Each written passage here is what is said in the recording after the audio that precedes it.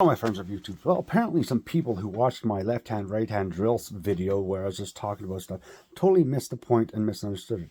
Yes, law enforcement officers, surgeons, military personnel, martial artists like me, and boxers, I've done boxing that, tradesmen, all kinds of people do train to be ambidextrous. I endorse people to train to become ambidextrous. Train your non-dominant hand so that way when you need it, it is there for you and it will function better and give you more precision, more accuracy, and more strength. Do train it, do exercise it, but do not do so to replace your dominant hand, because it never will. Doesn't matter what techniques you use, it doesn't matter how hard you train it, it will never do a better job or be better than your dominant hand for anything. Doesn't matter the technique, because the technique that you can use that technique with both hands. That's the funny thing. The techniques that these people talk about, you can use them with both hands. So if you're a left-handed or right-handed person and someone comes up to you and tells you you're using the wrong hand, you don't know what you're doing, you're not a professional, they are dumb as bricks. Okay? Don't listen to them. Okay? Yes, do train to become ambidextrous. Make your non-dominant hand stronger and better. I endorse that because it just makes you a better, stronger, and more capable person.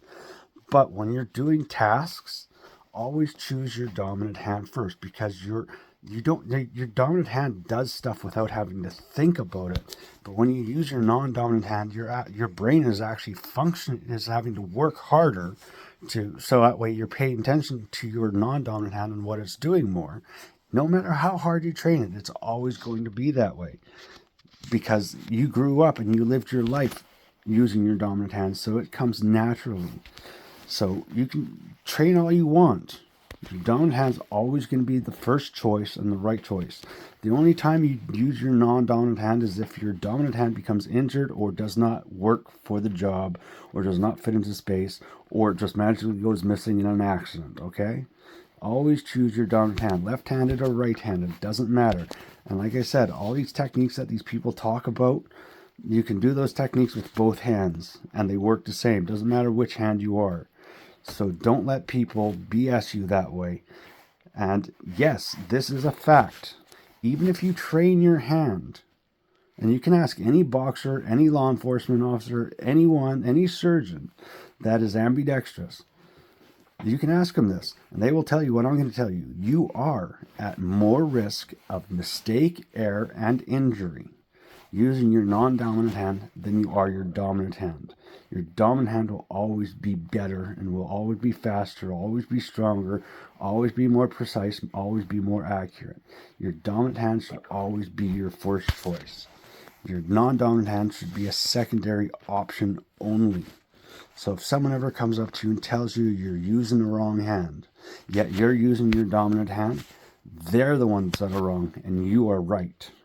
Okay, don't believe these people. Doesn't matter what hand you are, left-handed or right-handed. Use your dominant hand. Use it first. But yes, do train to become ambidextrous. Make your non-dominant hand faster, stronger, and more accurate. And do practice doing it. Because there will come a time that you're going to need to use your non-dominant hand. And having that little extra peace of mind that it's going to be more capable is going to give you more confidence in life. Okay? But this whole entire left hand, right hand thing, it's all hoo-ha, poo-ha, okay? I've done martial arts my whole entire life. I also do sword fighting.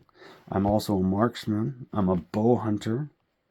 And I also did work with the military. I was not a member of the armed forces. I was a contractor, and I had to go through their training. I've got several family members who are in law enforcement.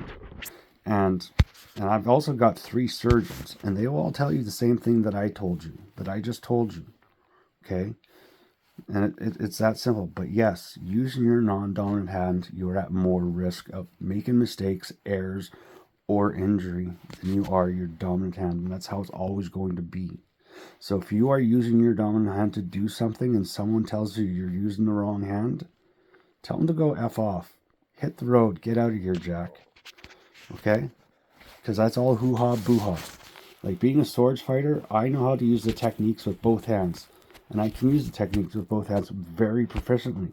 But did you know my right hand, my dominant hand, which is my right hand, is still better.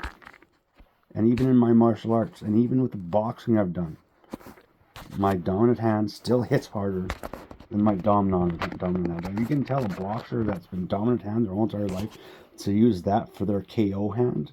Oh yeah, you want to knock someone out? Use your non-dominant hand. That will knock them out right away. No, it doesn't work that way.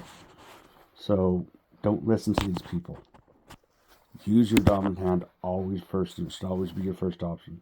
And yes, train your non-dominant hand so you become ambidextrous and more capable in life and just stronger.